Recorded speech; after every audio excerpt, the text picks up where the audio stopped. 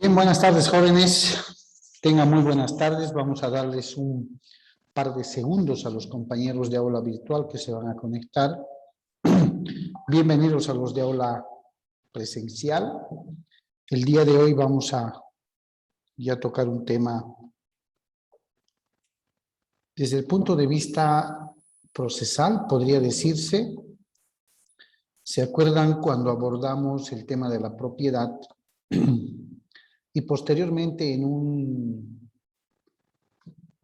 tema individual, ¿no? Pudimos establecer las acciones de defensa de la propiedad. Buenas tardes, Juan Carlos. ¿Cómo me copias?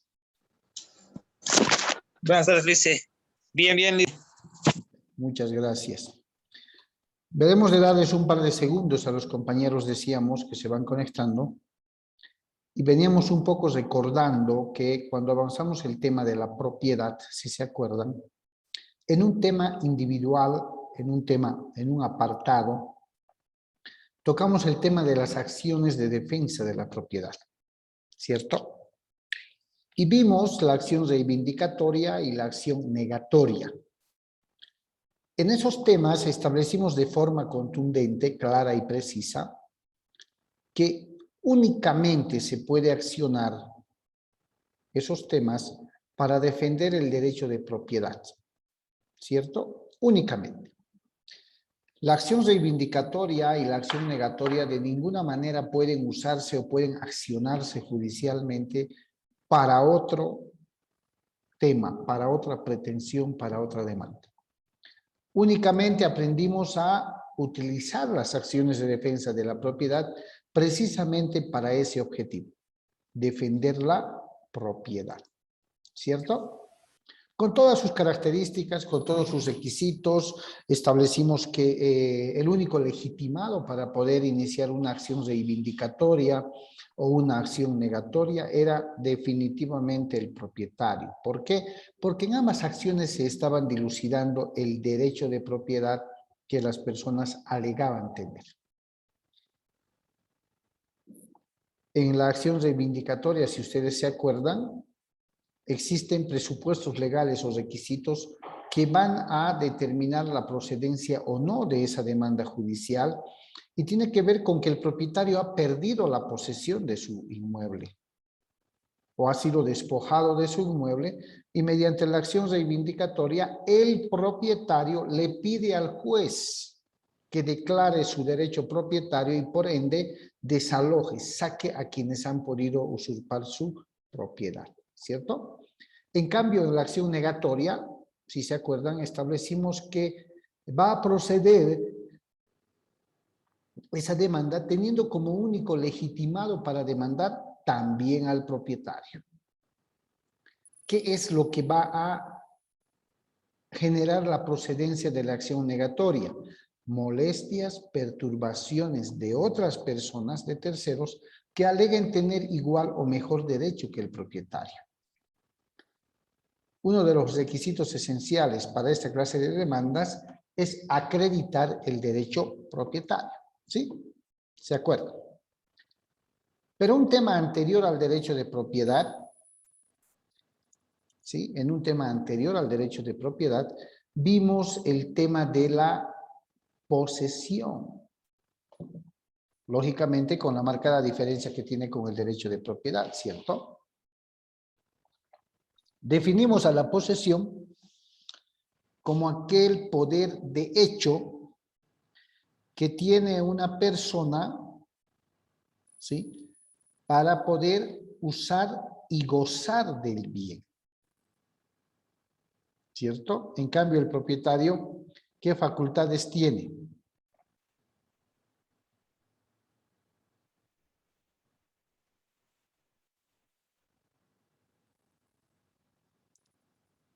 ¿Quién me dice? Principalmente el de disposiciones. Muy bien. Esa es la facultad que dijimos le diferencia al propietario y al posesionario.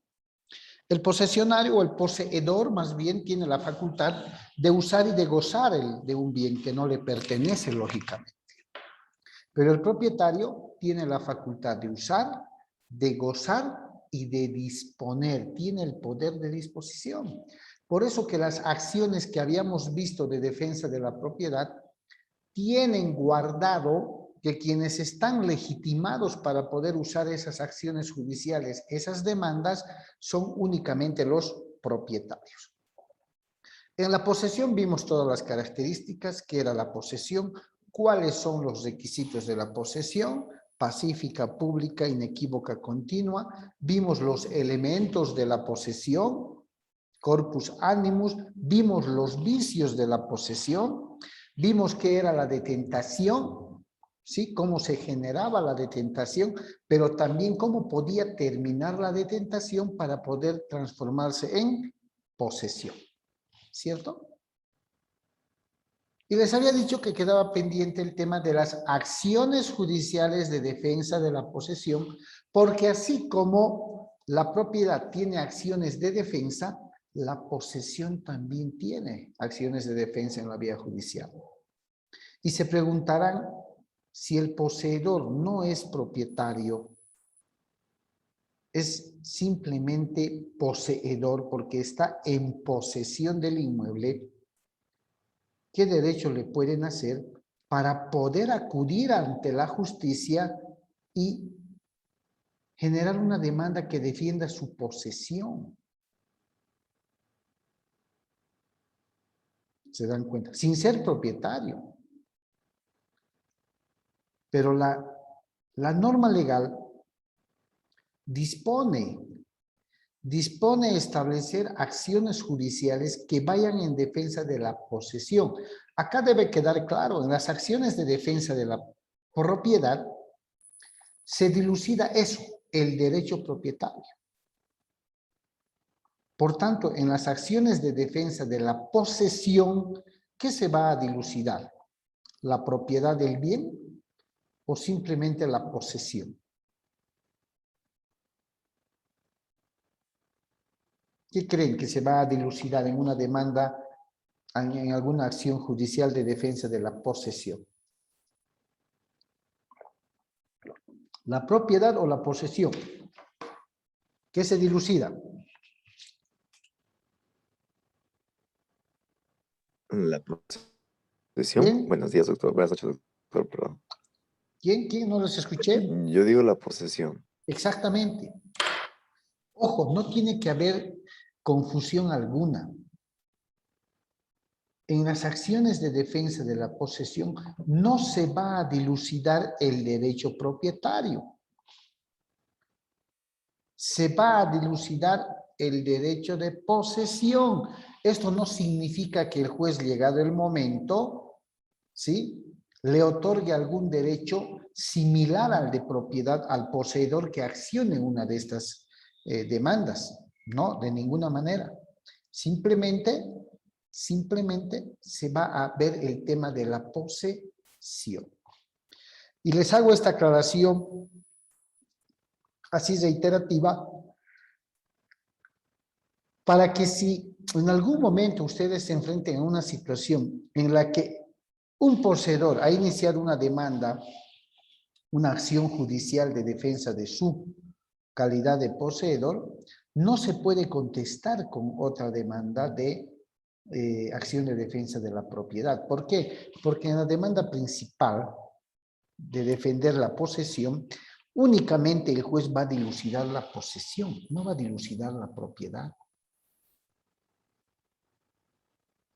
Entonces, si ustedes plantean, yo soy el propietario, aquí están mis papeles, títulos, folios reales, el juez no va a dar lugar. ¿Por qué? Porque la demanda tiene que ver con una acción de defensa de la posesión.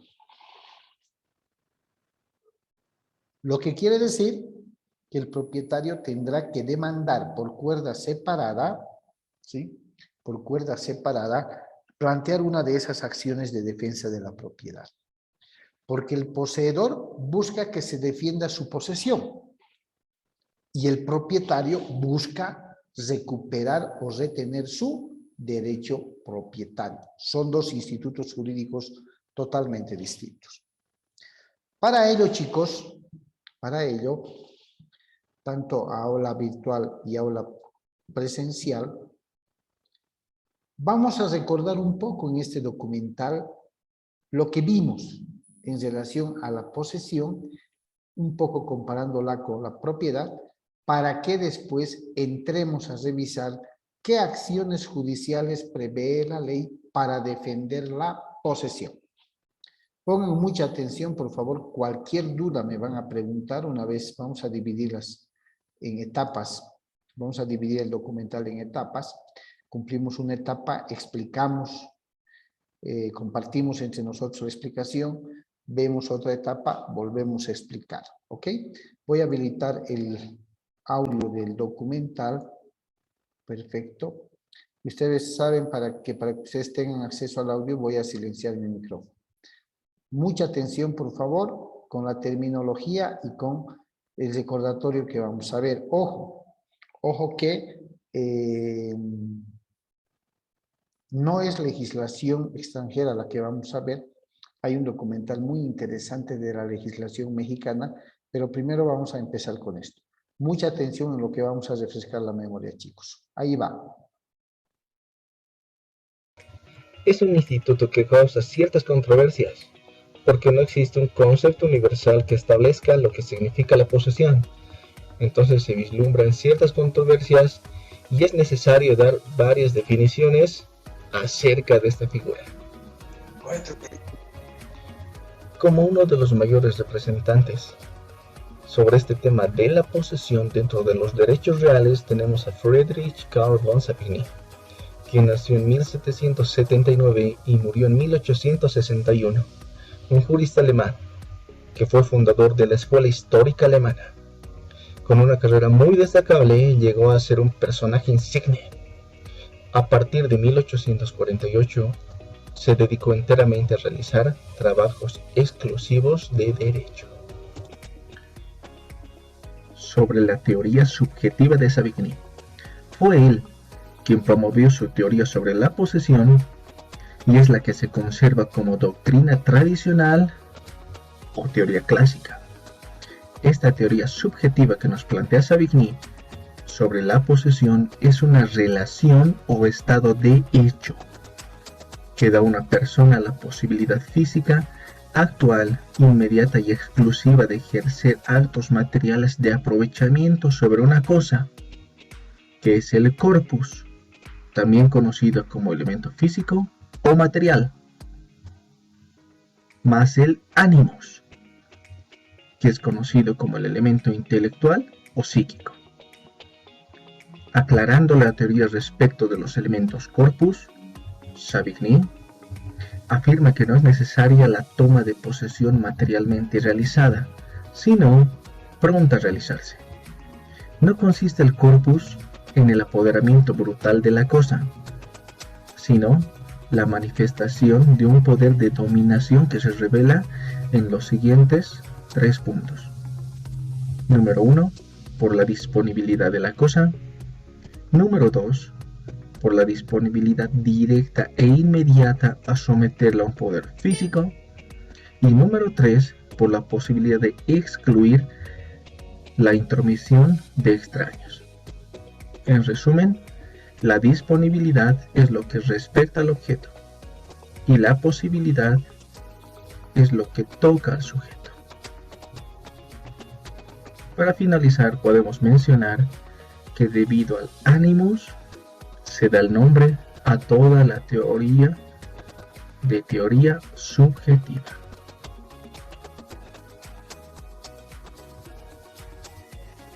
Otro autor muy conocido y renombrado sobre este tema de la posesión es el jurista Caspar Rudolf von Jering, conocido solamente como Jering, que nació en 1818 y murió en 1892, un ilustre jurista alemán, así como uno de los mayores filósofos de derecho de Europa.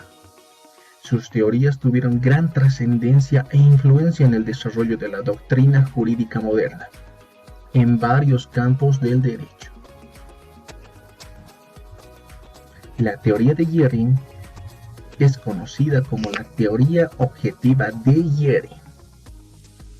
Este autor hace una crítica a la teoría de Savigny y la hace planteada en 1889 en su obra La voluntad de posesión. Guérin se coloca en un punto de vista opuesto de Savigny, exponiendo la doctrina objetiva de la posesión. Y nos dice: es el corpus la relación exterior entre el poseedor y la cosa. Implica un control sobre el bien. Se considera que la detentación es un concepto creado por la ley. Solo se requiere al sujeto y la cosa. En este caso, el animus domini, si bien existe, no es importante, y para este autor no debe ser considerado.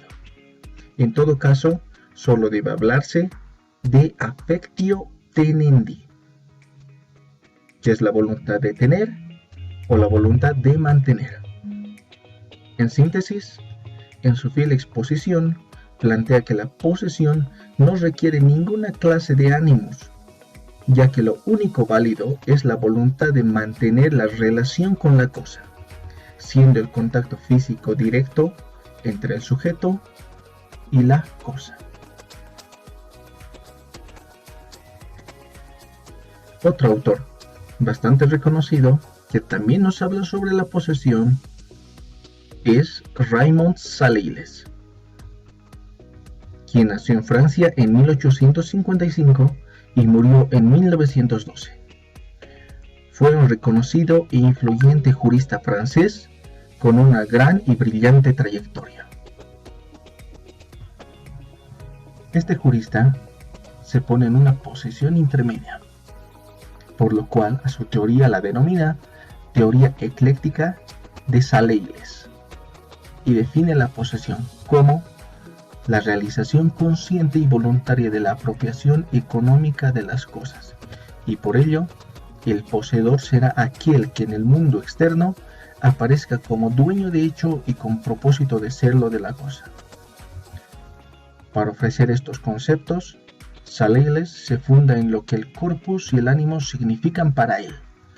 Respecto del primero, o sea del corpus, manifiesta que está constituido por un conjunto de hechos susceptibles de descubrir una relación permanente de apropiación económica en vínculo de explotación de la cosa puesta al servicio del individuo, entre aquel a quien dichos actos se refieren y la cosa que éstos tienen por objeto. El animus, en tanto, es el propósito de realizar una apropiación simplemente económica de la cosa, obrando como si se fuera el dueño material de la misma. De ese modo fuimos viendo lo que estos juristas van pensando sobre lo que respecta a la posesión. Sin embargo, yendo más allá, podemos también destacar la definición de la posesión que nos brindan otras fuentes. Por ejemplo, la Enciclopedia Jurídica Omeva define la posesión como una relación o estado de hecho que confiere a una persona el poder exclusivo de retener una cosa para ejecutar actos materiales de aprovechamiento. Dentro del Diccionario Jurídico de Osorio nos dice que la posesión es la tenencia por alguna persona de una cosa bajo su poder, con intención al ejercicio de un derecho de propiedad, ya actúe por sí o por otro. Este autor también manifiesta que la posesión de una cosa por un determinado tiempo, ya sea de un mueble o inmueble, da origen a la prescripción adquisitiva o usucapión, mediante la cual poseída pasa a ser propiedad del poseedor. Por su lado, Rippert acota lo siguiente: la posesión es el ejercicio sobre una cosa de un poder de hecho, que en su manifestación exterior y al mismo tiempo en la intención del poseedor corresponde al ejercicio de un derecho. Messineo nos dice que la posesión es el poder de hecho que el hombre ejerce sobre las cosas. Afirma que no existe un sujeto que no ejerza un poder sobre las cosas. Por tanto, el poder de hecho lo ostenta quien domina la cosa, y no propiamente quien la ley establezca que deba tenerlo. Finalmente, en el Código Civil boliviano, en su artículo 87, inciso 1, dice: la posesión es el poder de hecho, ejercido sobre una cosa mediante actos que denotan la intención de tener sobre ella el derecho de propiedad u otro derecho real.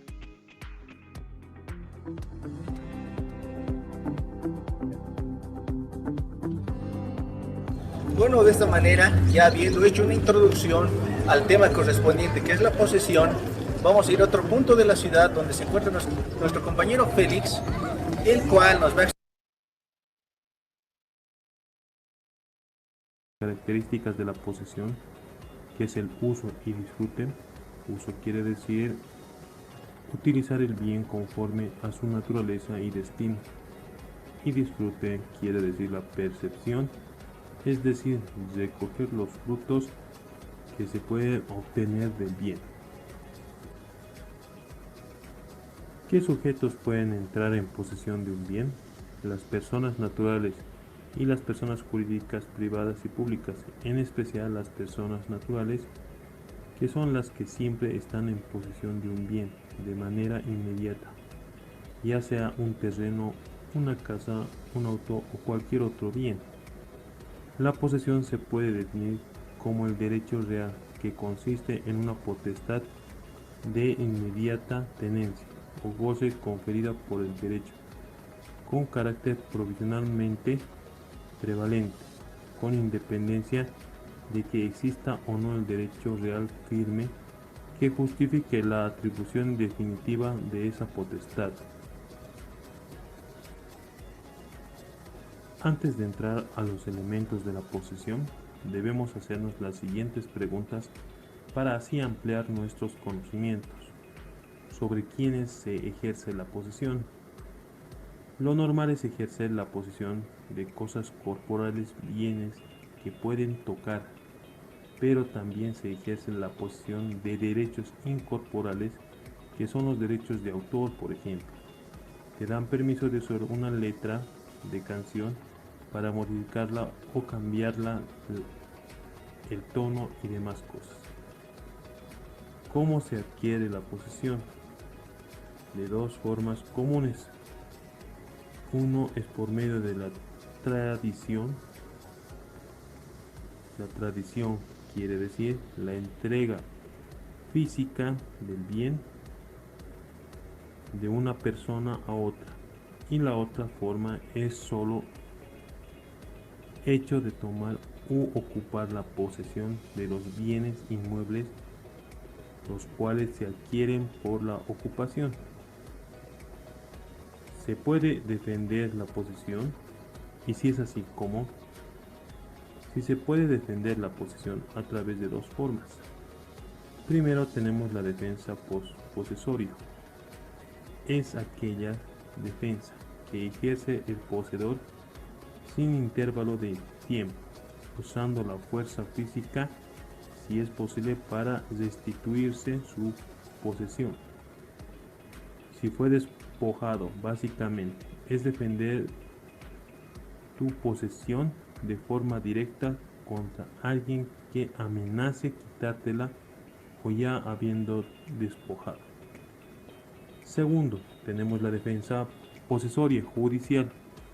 Como en el derecho de posesión es un pilar dentro del derecho real, entonces tiene protección jurídica, por el cual si tienes perturbación jurídica o amenaza o despojo de posesión, puedes exigir por vía judicial el cese de la perturbación, el cese de la amenaza o la restitución de tu posesión. Recuerda que para exigir la defensa jurídica tienes que saber que tu posesión es real y de buena fe, que efectivamente tienes el derecho, porque En estos casos de problemas de posesión siempre se debate quién tiene mejor derecho de poseer. ¿Cómo se pierde la posesión? Por tradición, si se la entregas a alguien más. Por abandono, por ejecución de resolución judicial y por destrucción total o pérdida del bien.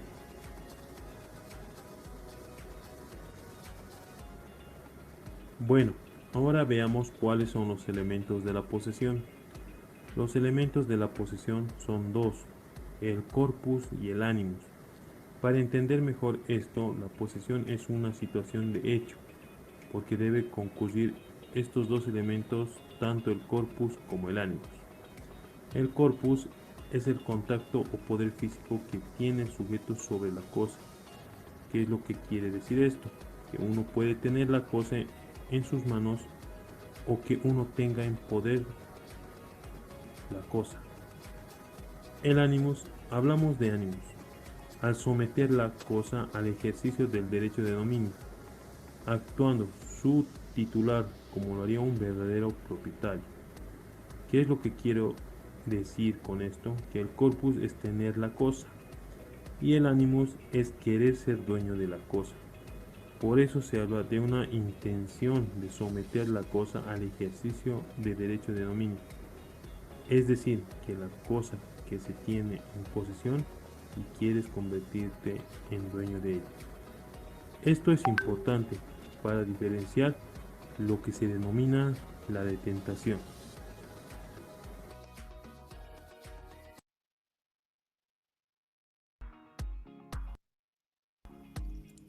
Un interdicto.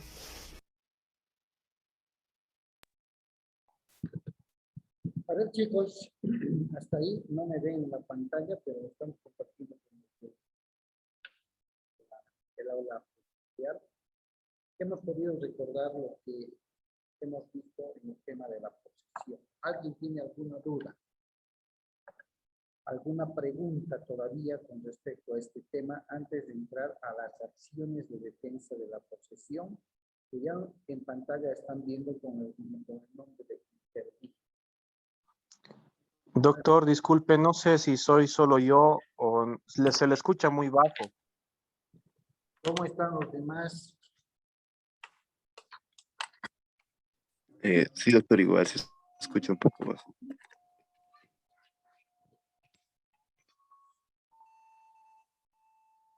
Ahora me van a escuchar muy alto. Perfecto. Ahora está perfecto, doctor.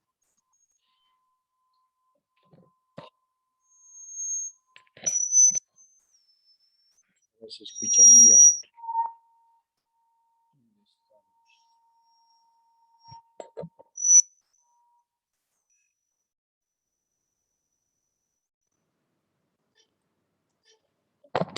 Ahora, ¿cómo me escuchan?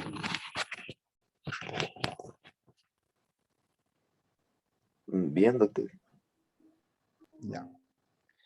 Ahora sí me escuchan todos perfectamente. Les Sí, doctor, ahora sí. decía que conforme vimos el recordatorio en el documental, repasamos un poco lo que habíamos visto en el tema de la posesión.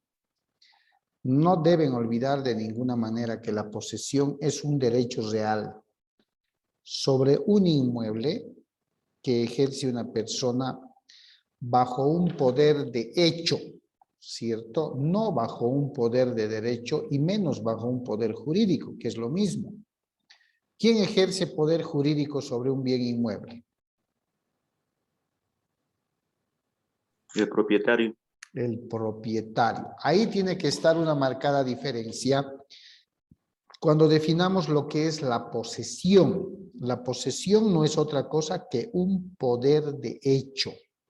¿Ya? Un poder de hecho que ejerce una persona sobre un determinado bien. Hacemos este énfasis, ¿por qué? Porque en algún momento ustedes se van a preguntar, que no sería además ilógico, ¿cómo entonces un poseedor que ejerce un poder de hecho ¿sí?, sobre un bien para usar y gozar de ese bien, puede tener franqueado por la ley acciones de defensa de su posesión. Ojo que el poseedor no es propietario, ¿ya? No es propietario, es poseedor.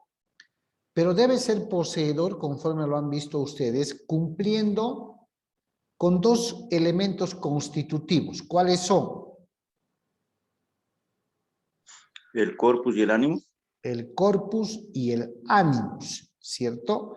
El corpus, también llamado elemento material, cuerpo, y el animus, también llamado elemento espiritual o la intencionalidad de que en base a la posesión adquiera el derecho propietario. Eso está claro, así de claro tiene que ser, y lógicamente siempre debe concurrir el principio de buena fe. Bien, esta posesión, y nos ha refrescado la memoria el documental, debe cumplir con 4 requisitos. ¿Cuáles son?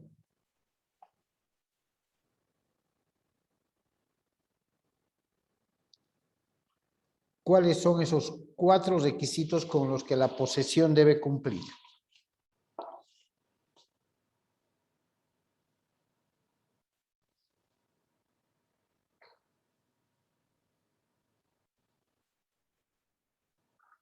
¿No se acuerdan, chicos?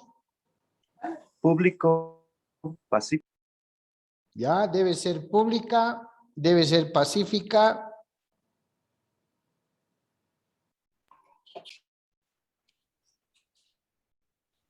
O sea, ¿Qué más? inequívoca. Inequívoca, licenciado. Inequívoca y además debe ser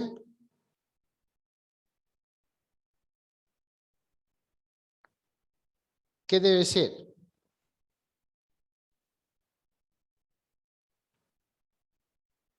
¿Con qué? Debe ser con continua. ¿Se acuerdan? Pacífica, pública, inequívoca y continua. Entonces, fuera de concurrir los elementos constitutivos, también se debe cumplir con los requisitos de la posesión. Perfecto. ¿Y cuáles son los vicios de la posesión?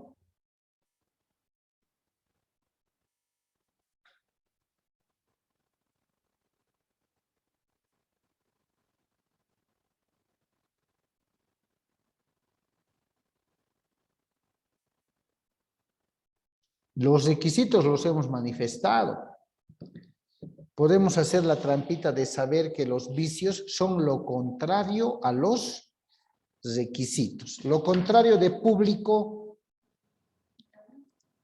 perdón, de público. Privado.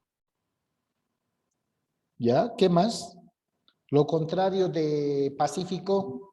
Sí, sería lo contrario de todas las posiciones. Ya, acá dice arbitrario, lo contrario de pacífico. Continuo.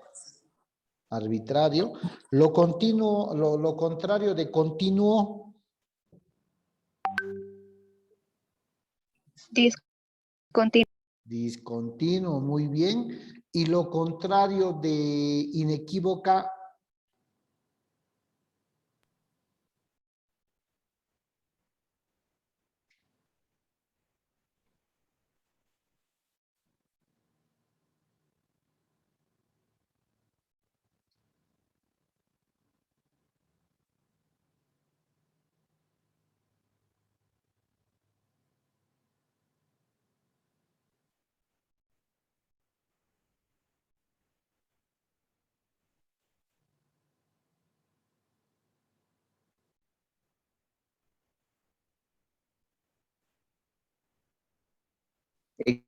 Equívoco. Equívoco, claro que sí.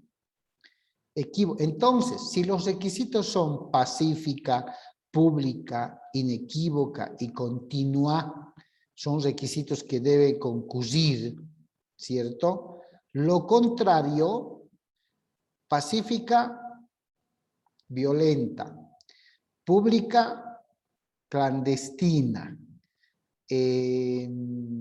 inequívoca, equívoca y continua, discontinua, ¿cierto? Discontinua. Entonces, para que concurra una posesión de buena fe y en el marco legal, deben estar presentes estos requisitos, ¿sí? De lo contrario, pueden concurrir los vicios. Es decir, no ha sido pacífica, ha sido violenta, no ha sido pública, ha sido clandestina, no ha sido inequívoca, ha sido equívoca y jamás ha habido la continuidad, por tanto ha sido discontinuo. ¿Ya? Ese es un aspecto que ustedes deben cuidar mucho, porque cuando se topen en un proceso ya en el ejercicio profesional, ¿sí? Dos escenarios pueden presentarse para ustedes. Uno, que sean abogados de la parte demandante, ¿sí? O sean abogados de la parte demandada. Lo que quiere decir que si son abogados de la parte demandante, deben acreditar todo lo que es la buena fe, los dos elementos y los requisitos, ¿cierto? Pero si son abogados de la parte demandada, ¿qué tienen que demostrar?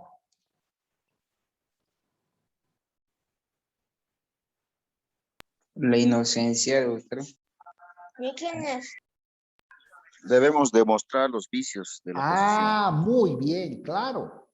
Si soy abogado de la parte demandada, es decir, a quien le están demandando para quedarse, digamos, con su propiedad, estoy claro y bien ubicado en que la parte demandante debe demostrar, por tener la responsabilidad de la carga de la prueba, debe demostrar que hay corpus, que hay animus, que hay buena fe, pero sobre todo que esa posesión ha sido pacífica, ha sido pública, ha sido inequívoca y ha sido continua, ¿cierto? Perfecto. Yo, abogado de la parte demandada, debo desvirtuar esos requisitos.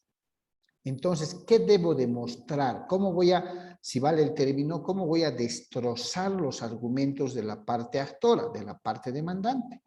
Debo demostrar los vicios. Es decir, debo demostrar que jamás ha sido pública, más al contrario ha sido clandestina, ha ingresado a tomar posesión de manera clandestina, oculta, que jamás ha sido pacífica. La puerta de mi lote estaba con candado, estaba con cadenas, ha sido forzada, ha sido rota, ¿cierto? De manera violenta. Debo demostrar que no ha sido inequívoca, ha sido equívoca y que jamás se ha generado un periodo de continuidad ininterrumpido, ¿cierto? Para alegar la posesión y posteriormente alegar algún derecho de propiedad. Adelante, Silver. Sí, tengo la siguiente duda, licenciado. ¿Es necesario desvirtuar todos los vicios de la posesión o basta que no cumpla con uno para que el juez tome la determinación de que la demanda no procede? Muy bien, muy bien. A ver, esa pregunta se las traslado a aula virtual y al aula presencial. Me parece muy interesante. 4 requisitos tenemos y 4 vicios, uno para cada uno. Silver dice, ¿es necesario demostrar desde el punto de vista demandado los 4 vicios o bastaría con uno? Adelante, Alejandro, que levantó la mano, y después Ignacio. Basta solamente con demostrar un solo vicio, se rompe el vínculo de posesión. Muy bien. Adelante, Ignacio, y después Fernando Arnés. Exactamente, comparto la idea con Alejandro, ya que, como usted igual nos mencionó y como le menciona, tiene que cumplirse los otros requisitos: pacífico, público, continuo y inequívoca. Si uno de esos no se cumple, pues listo, solo necesitamos demostrar uno. Ok. Adelante, Fernando. De igual manera, licenciado, solo falta demostrar uno. Si uno rompe uno de los cuatro es ausente, entonces rompe un principio de legalidad para la posesión. Muy bien, Más gracias. más que la posesión, digamos. Ok, muy bien. Sí, es verdad, ¿cierto? De los vicios en la vida real, en la vida práctica, y agradezco su pregunta, y si se corta, chicos, no se preocupen. Enseguida les paso el nuevo link, no pasa nada y retomamos. ¿Ya? En la vida práctica les decía, debo analizar cuál de los 4 vicios es el más viable, o son más de 1 o 2, los más viables para poder demostrar y así desvirtuar la posesión. Con seguridad que se está buscando mediante una usucapión, ¿cierto? Entonces, si yo como demandado demuestro la existencia siquiera de uno de los vicios, lógicamente le estoy quitando ya el sustento material y legal para que puedan alegar alguna posesión que reúna los 4 requisitos que la ley establece. Es muy importante y es así como ustedes lo acaban de decir. Basta con demostrar uno o más de los vicios de la posesión. ¿Ok?